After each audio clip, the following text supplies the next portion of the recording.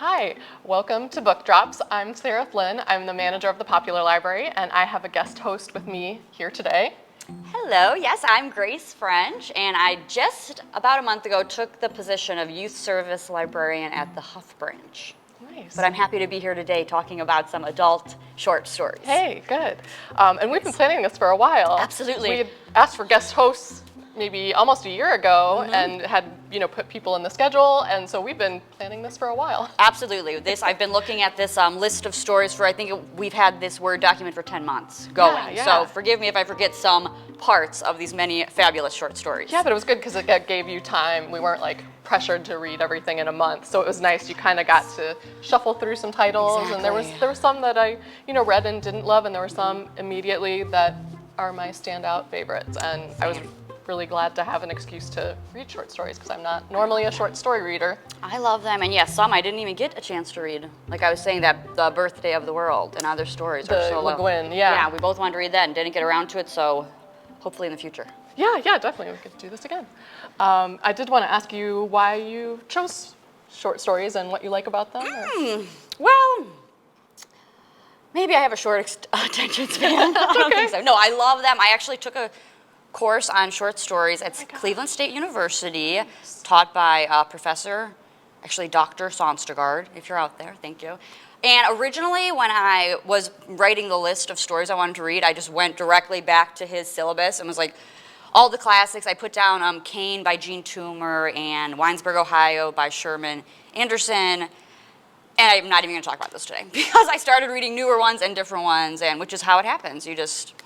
And I plan to continue reading short stories after this, of course, because I just think they're so fun. Some are 20 pages, really short, but really good. And then others are over 100 pages, and they're also just and I think great. it's as a librarian too, it's a nice thing to have in your back pocket for people who are like, I don't really have time, Right. or this isn't interesting to me. You can definitely pick a Stephen King short story, or which don't happen to be all that short, but one that we're going to talk about was 10 pages, and Great.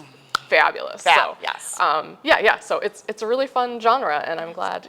It is, and there's a lot out there, a lot more than I thought, honestly. I was very impressed. Yeah. So we've got all over the board. We've got horror, just plain bizarre, some more traditional ones. So I think we'll just start telling some you sad about ones, some romantic ones. You can do it all in a little tiny story. It's Definitely.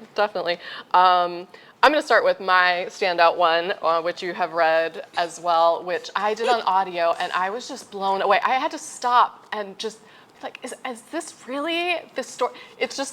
It's crazy and bizarre and short and wonderful, and it's very short, but it's so short, but it holds so much. There's so much you can talk about with this, especially when it comes to women and loved it. So Gwen E. Kirby, the collection is called Shit Cassandra Saw, and this is the second story in the collection, A Few Normal Things That Happen a Lot. Yes. And it's impossible to explain, so I said I'm just going to read the first little bit just to get you understanding how crazy this is.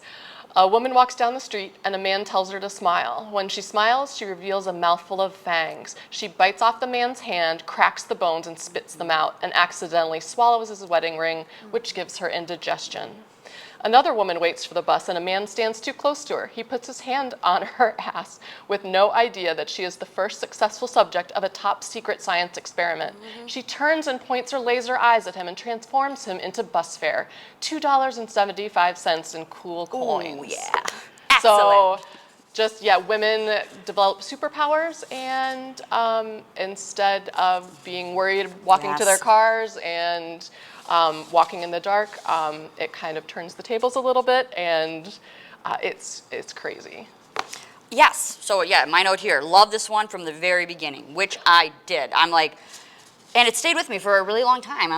I even wrote in my notes, I wish sometimes that men were more scared of me. That's the whole point. It's there's this experiment. What is it? They're eating cockroaches. Or something how they get their powers. Oh, and then they men start to know that they have these powers where the women can destroy these men, and they get antennas. And then the women are buying antennas so they look like they have the powers even if they don't just to get the man off of them. But honestly, like, I don't know about you, but have you ever had a man tell you to smile and you just want to bite their fingers off? It's right, like, or looking around your shoulder when you're walking to your car. exactly. I wrote that in my notes too. I was like, I was just pumping gas on East 79th, and boy, I was getting catcalled, and I was like, man, I wish these men were just a little bit, yeah. more intimidated by me, you know, and that just even if it would be just like a little more respect from men, that would be nice. Yeah. And the things women would do to just acquire that, like, yeah, I'll go under this scientific experiment. Right, to just be if able it to go means about I your could. day and not have to think about those things. Yes, so, that was an excellent story. Definitely highly recommend Very it. fun, very good. I think in a year, if I had to talk about any of these, this will stick with me. And Absolutely. I'll say, oh, you want something really bizarre and wonderful? This is Yes. it. And did you say, is that the only one you read in this? That is the only one I read in that. Me too, Yeah, but- so I'm going to finish it. I just Exactly. wanted to get a wide range of stories. Exactly. Okay, and on that note, I'll go into a more serious and longer one that I'm a big fan of. I read many years ago, but I still recommend it to a lot of people I come across. So this is by Ted Chiang. I hope I'm saying his last name right. I haven't read him. The story is the truth of fact, the truth of feeling. And it's a rather long short story. It's in this book, Exhalation, but it's also in another book of short stories called The Story of Your Life and Others by him. And it was featured in a couple like best science fiction of this year. I found in a couple ones. This is the one I happen to have to show you today. It's actually like two stories. One is about a father trying to rebuild his relationship with his daughter, and they're fighting a little bit, and I'm guessing this is in the future.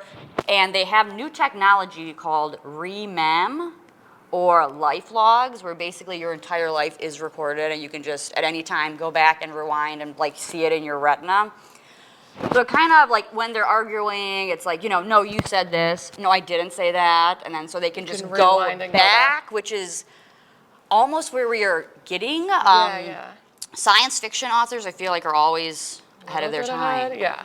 And it's like, absolutely. But he does a really good job about it. I was reading a lot of different people's analysis on this, and one person made a good connection, and they said that it gives the audience or the readers an opportunity to think about the distinction between semantic memory, or the knowledge of facts, or in this case, the truth about facts, and episodic memory, or the consciousness, and the recollection of personal memories, or truth about feelings. Right, and whether going back and being able to look at it in a certain, in a certain light is helpful, which it probably isn't.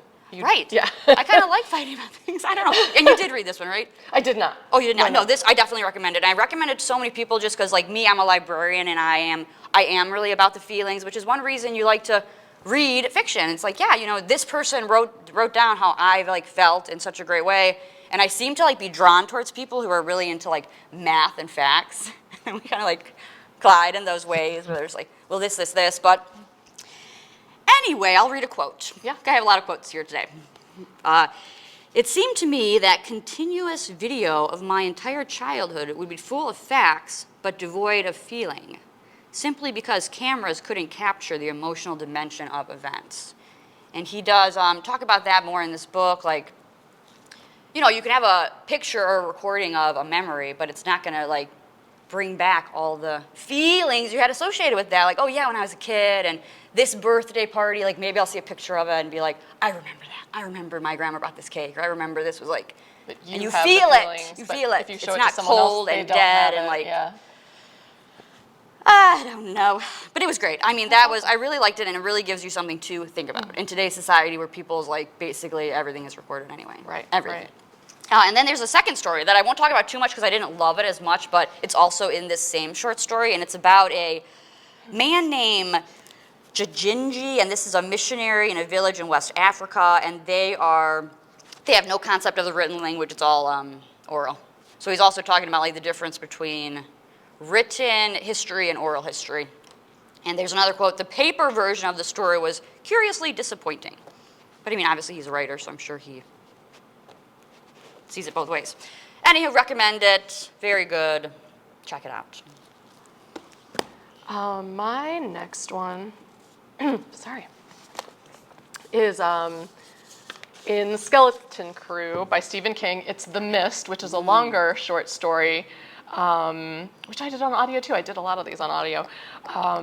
And it's fantastic, of course, just scary, spooky, and you knew what's coming, but you almost didn't know how it was going to play out. So you kept, as things were progressing, you kept thinking, well, it could go this way, it could go this way.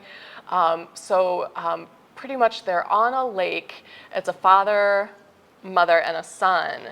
And this really eerie fog starts rolling in. And the dad just gets a feeling there's something wrong with it. It's not normal. And, so it goes back and forth.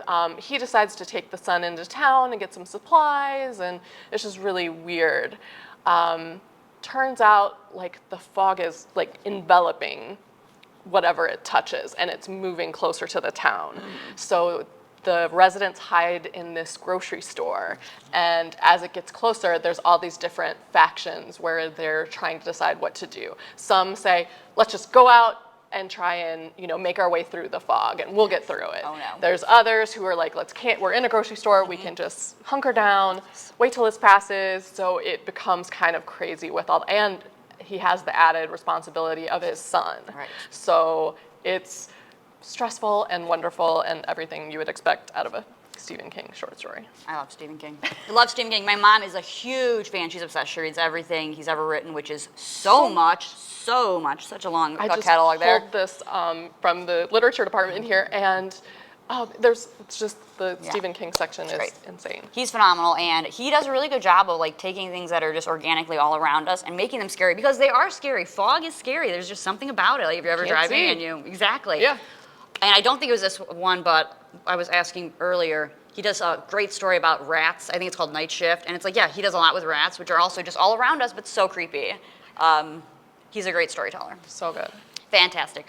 And the next book I'm going to talk about is by his son. I didn't read this one. I was hearing good things. You read other ones in this story, though. No, I didn't. No 20th Century Ghost. This was one of the only ones I did on audio. 20th Century Ghost by Joe Hill, Stephen King's son. I did listen to it on audio, and the short story I'm going to talk about today is called Pop Art. I really enjoyed it. Listening to all the stories, it's Joe Hill, it's Stephen King's son. I am expecting scary. I'm expecting horror, and there is some of that in there, odd stuff, paranormal stuff. But this book, Pop Art, was just so very original, very sensitive. It's about 12-year-old boys, and they are best friends. And the story starts that one 12-year-old boy is inflatable. He was born inflatable. It's just kind of like a thing in this world. He might pop. He might have to be inflated every so often. So there's a lot of tenderness. While listening to it, I was surprised how emotional I got. He talks a lot about death, the afterlife, or lack thereof. Does a really good job. And also just being based on a 12-year-old boy's friendship. They deal with stuff like bullying and compassion and having maybe abusive fathers. But he does a really good job. It was very original. And I was looking through other people's reviews of this, and this was a lot of people's favorites in this short story collection. I will read one of the quotes that was most repeated in all of the reviews, because it's just so cute. So basically, towards the end, this inflatable boy, he keeps having to be re-inflated, and he's getting sick of it, and he's kind of asking his friend, who's a human, to be like, I just want you to take me somewhere and let me go, and his friend's trying to tell him not to. He's like, I always wanted to be an astronaut. And he's like, you're not an astronaut, you're a boy. But anyway, here it is. Wrong one. But I'm going to have to do that anyway. Everyone has to do that. You get an astronaut's life whether you want it or not. Leave it all behind for a world you know nothing about. That's just the deal. Which is a good way, I think, to think about the afterlife. Leave it all behind for something you know nothing about. I hope if there is another world, we will not be judged too harshly for the things we did wrong here, that we will at least be forgiven for the mistakes we made out of love. It was just cute. Very emotional, very good. I honestly think it might be a movie. Oh, wow. Oh, but you know what? That Black Phone is in Black this, Phone, which yeah. wasn't very good, and I didn't think the movie was very good. I saw the trailer, and I was kind of like, It's they honestly took every single word from this and were like, okay, Ethan, I'll have to say word for word for word. They just nothing. Yeah. Anywho, if you're going to read it, read Pop Art, please. It was very cute, very cute. I think we should do another Very weird tender. one with which we both read, which is Escape from Spiderhead by George Saunders. Yes! Exactly. And let me just start by saying, so I read this. I was just looking through things, basically thinking like best short stories, blah, blah, blah, and this was one of them, so I read it online on Hoopla. And I'm online, I read it, loved it, so I go to Google, I'm like, I look it up, and the first thing, many of the first things that pop up, it's becoming a movie. Anything to click on was a movie, and it made me so mad. I no way pushed to away do from my this. desk, and I'm like, why is the first thing that comes up everything movie, movie, movie, and not the original George Saunders wrote a short story that was really good. It's like starring Tom Hardy. Of course, I got all information on that, but Yeah. it's sad. It's sad. I'm like, dude, the short story was great. Of course, they're going to turn it into a movie because If it's great. marketable. It was great. Yeah, And it was yeah. so weird, but he did such a good job and loved it. The premise is Loved it. bizarre. There are prisoners who kind of made an agreement to do like experiments on them where they have these packs attached to them and they get injected with certain things to make them feel certain ways. So Yes. and they all have like copyrighted names. So it's like Love Inject or Yes. I so had these written down and I can't find them, but they were just crazy. Oh, here it is. A short story of dystopian future where convicted felons can decide between entering experimental drug testing programs or serving their time in prison. And so they're testing these drugs on these people. And like I said, this was, I believe, 2010. So, yeah, this dude is also ahead of his time. Yeah. Absolutely. But yeah, they're testing these drugs. I wrote some of the names down. Dark Influx, which like makes you this- feel the worst. Like this drug's gonna make you feel the suicidal. worst. And then there's Docile Ride, an obedience drug. So scary. But they Very. might be coming up with these things. Like what's the one I give him where he'll say yes to anything I go by? Because originally he's saying like, I don't know if I'm gonna say approved or whatever the code word is or Yeah. acknowledged, but it's like, we'll give him this obedience drug and then he'll say it. yes. It's so scary to think about, but it's like, are we on that path? George Saunders, you're making me And think about a lot. The main thing they were experimenting with was to make people fall in love even if they weren't, so they Exactly. could market it to Exactly. because it was so they knew it would be in demand. Oh, here's a drug that makes doesn't you want just that? fall in love with anyone you want to, and it would make everyone just Exactly. blissfully happy whether you were or not. And also terrifying. And those So, drugs yeah. exist. And they are doing like MDMA assisted psychotherapy today. In 2017, the FDA called this breakthrough therapy. It's like, oh yeah, drugs, breakthrough therapy. Anywho, they were doing one called Nature Glide, which would like make you like nature more. Okay. It's And great. I loved Verbalus, which peps up their language. I loved that too. It and was then like they made him describe something exactly, after they which gave I him have a this. quote from. Here we go. Because yes, they are giving these people these drugs that make you fall in love with people. So they put two people in a room, man and woman, and they're like, oh, they're okay. Like, no, I'm not really attracted to them. Then they amp up these drugs, and they're having sex, and they love each other so much. And then they give them the drug to pep up their language. So here's a quote from that. Okay, instead of saying the oh wows and all the classic things you say during sex, it was, I dare say we had become poets. We were allowed to lay there, legs intermingled for nearly an hour. It was bliss. It was perfection. It was that impossible thing, happiness that does not wilt to reveal the thin shoots of some new desire rising from within. Great. Yeah. Good job. Oh, and he has a new book coming out of short stories called Liberation Day, October 2022. Nice. So very soon. And I did a story with, when Forrest and I did weird fiction, I did one of his other stories called Pastoralia, which is so good, and I recommend it to anyone, where they're in a amusement park, and it's a guy who's stuck in a caveman exhibition where he needs to pretend to be a caveman all day, and his like trials and tribulations, and it's great. Right. So Some of anything these by him, I things- think would be great. You can't even imagine, but when you read it, it's good. So yes, excellent, excellent. And I've never even heard of this guy before, but He's great. fantastic. Very, very happy with that one. Do you have another one? Do I? Yes, I'll talk about this one, since it's next on my list here. This is a book, The Refugees, by Viet Thanh Nguyen. And I picked him because I really liked his book, The Sympathizer, and then the sequel to that, The Equalizer. Those were both excellent. So I found out he had a book of short stories, was reading through them. Very good writer. And the short story I'm going to talk about is titled, I'd Love You to Want Me. And this was first published in 2007 in Gulf Coast magazine. It was the Gulf Coast contest winner, and it was originally titled The Other Woman. But it was a very good short story, sad. It's a story about a professor named Ba, who's diagnosed with Alzheimer's, and it is progressively getting worse, and then his wife, Sa, who is caring for him. So he just keeps like digressing, and she's still being very faithful and caring through all of this. He has a little notebook he keeps where he like writes stuff down about like the mistakes his wife told him he made, like today you did this, you know, watch out for this and that. Then this husband, he just keeps calling her by the wrong name, another woman's name, Yen. So this woman is starting to feel like, I wasn't the love of his life. It was an arranged marriage. They got married when he was 33 and she was 19. They still lived a whole life together. And she knows, and she knew not for the first time that it wasn't she who was the love of his life. You know, so it's just sad, but she still continues to care for him. And she's like, I will do this today, and I will do this tomorrow, and I will do this the next day. But it's just one of those things, and yeah, when I was reading this, I was kind of thinking about Alzheimer's and stuff a bit too, and just how wild it would be. I knew someone had someone who passed away from it, and they said it's just like, you know, awful. Yeah. But this person still sticks with him, and it's one of those things. It was just a question, you know, that would never be explained or answered. And then at the end of the story, it's sad because he's like, who is that? Who's there? And she's like, it's just me. It's Yen. And so she's just gonna go with it. Just, yeah. Fabulous marriage, oh lovely, good for her, good stories. Oh.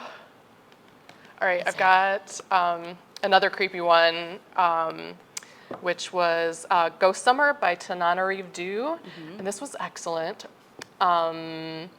She is a school teacher and moves, I forget exactly where, but in the South. And there's a lake, and she's like, this is great. She bought this little house, kind of left everything else behind, and goes swimming in the lake, you know, starts at the new school, and, you know, was talking about how much she loves swimming, and some of the townspeople are like, well, you shouldn't swim in there, and everyone knows to not swim in there, and she's like, oh, that brushes it off, is like superstitious, and starts slowly seeing like little webs between her fingers and toes, and having a taste for things she didn't have a taste for before. And it's spooky and scary, and it's from her point of view, so she's not quite as aware of it until it like really is starting to progress. So it's great and spooky and wonderful. Another spooky one. Okay, what else do I have over here? I'll talk about this one. This is the only one I talked about that was in my short story course. And Visit from the Goon Squad by Jennifer Egan. This is my favorite by Jennifer Egan. This won the Pulitzer in 2011. And honestly, I was just going to talk about the first story, which is called Found Objects. That's in here. Anyway, Found Objects is about a young woman who finds herself kind of like becoming a kleptomaniac. She just like picks up random things that she finds, but then she like convinces herself that it's not stealing. Like she picks up a little girl's scarf on the ground, and she's like, well, at this point, the mom's already around the corner, like, and it's kind of already mine. And so she has a huge collection of all these found things. She's seeing a psychiatrist about it. But this book is a book of short stories, but Jennifer Egan really braids everybody's lives together very well. So this is one where you want to read the thing from beginning to end. It's kind of all intertwines in a very nice way. Whereas to like most of the other ones I've read, I would say you could just read one or two stories and be fine. For this one, definitely start to finish. Really good, really nice. Another one we both read was by Paul Tremblay. I didn't have the book here, but you found it. But I just wanted to plug his other book that I read, which made me want to read his short stories, which is Survivor Song, which I talked about last year. And it is terrifying about a rabies-like disease that takes over, and a woman who's pregnant and her friend are trying to, it's Walking Dead-like, where you're trying to escape and form like connections to try and survive, and it's great. Ooh. So the short story, I'll let you talk about. This was the first one, right? Growing Yeah, Things? yeah, 'Cause I only read the one, Growing Things. And I Things. liked it. It's about sisters, and these plants are like basically growing up and taking over the house. We kind of don't know what's going on outside of the house, which is cool too. It gives you a creepy aspect. The sisters are taking care of each other inside the house. Plants are kind of growing up from the basement. The father's gone. Yeah, he's there for a little bit, and then he kind of abandons them, and they're not really sure. Right. But this was, I like the sister aspect of it. They're kind of like trying to entertain each other. One of the sisters' names is Marjorie, and she makes up stories, which is cool. I like that. And they kind of leave it with the knock at the door, which is just so good. In any scary movie or scary story, it's like, the unknown. Who is that knocking? Is it a plant knocking that's going to eat us? Is it our dad who's like coming back for us? And we as readers don't know, but Spooky. I enjoyed it. Like I said, it was the only one I read, but I did enjoy it. I might go back. This Saturday's October, so it's definitely time to get into some spooky, fun stories. And I think we've got time for one more. Do you have one you want to talk about? Did you read? I don't know if you read read the same I read the first one. The first story about this the one. nanny. No, I think we read different ones. Okay. Because mine was about the bookkeeper, the librarian bookkeeper who fell in love with Kate, the woman who works with him. No, I didn't read that one. And I wrote about how I really liked it because he made some good librarian comics. So we both have this book, but we picked different stories. 5 Tuesdays in Winter by Yes, Lily King, yes, which was on a lot of yes, lists. Yes. And I believe the one I read was 5 Tuesdays in Winter. Okay. I read Creature. There you go. Thank you. I thought they were different. You can go first. I have to find my. Yeah, this was the first in the story. Just a little eerie. She gets a job babysitting for a rich family, and the son comes home, and he's maybe early 20s, and is just kind of carefree and starts flirting with her, and it's awkward and a little weird, and she's trying to navigate this world that she doesn't quite fit into because she works there, and it's good. I agree. The story I read was also very good. The one I read in this was called 5 Tuesdays in Winter, title. It was great. It was about a bookkeeper named Mitchell and his growing desire for his employee named Kate. And you really felt, not only was there sexual tension, but you could tell he really, really, when you really have a crush on someone and you're just you work with them, and did a really good job of that. I'll do one little quote here. Wanting to kiss Kate was like wanting a larger savings account for Paula's college education. It was a persistent, irritating, useless desire. But no, it's not useless. And he is a librarian in this, which of course, being librarians, we love it. There's a funny scene where he was saying it's a bad time for books, and he said someone came in and was asking for War and Peace, and Mitchell says he's out of everything by Tolstoy, and the customer says, do you have it by anyone else? It's it's a bad time for books, no one's reading, and I'm I can relate. It was a really good story. The ending kind of leaves you hanging. In my ending, of course, they end up happy together, of course, but we don't really know for sure. Yeah, but I hope they're in love forever. All right, well, thank you so much for joining me today. I loved it, yes. I don't know why I thought it'd be longer. That was perfect amount of time. Thank you. Yeah, Great. It goes fast once you start. Short, and it's on short stories. So thank you for having me. I'm happy to do it again. It was a good time. Great. Love talking about books. Yeah, it was so fun to read all these different And ones. reading them. Yes. Thank Yeah, you, Sarah. Thanks a lot.